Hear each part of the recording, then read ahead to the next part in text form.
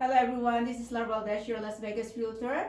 Next to me is Charles Maxfield, our sales manager, and he kindly helped me with my videos, just to let you know, and appreciate that, Charles. Sure.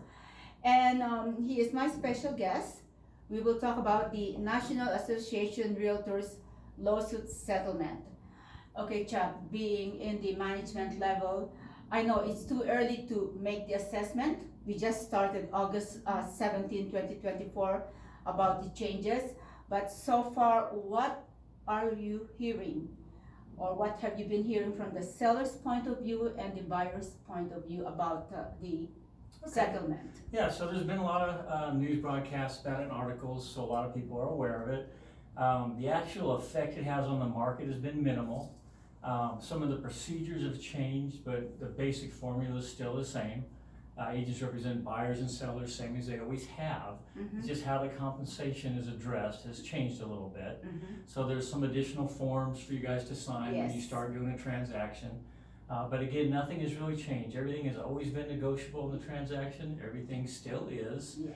So the system we've had in place has been in place for a pretty long period of time. This Yes. industry polices itself through the NAR and through our local boards. None of that has changed. The fact we have to do forms a little differently, and we have to discuss some of the representation maybe in more detail than we used to, Mm-hmm. has caused More some, paperwork. a little bit more paperwork, so we never have enough of that. So the fact we have to discuss things in a little more detail has, rocked the boat a little bit and made some people nervous, both buyers, sellers, and even some agents. But this new world of this regulation rolled out just earlier this month. So right now everybody's kind of digesting it and going about getting business done. It hasn't affected whether it's still a good environment to buy or sell.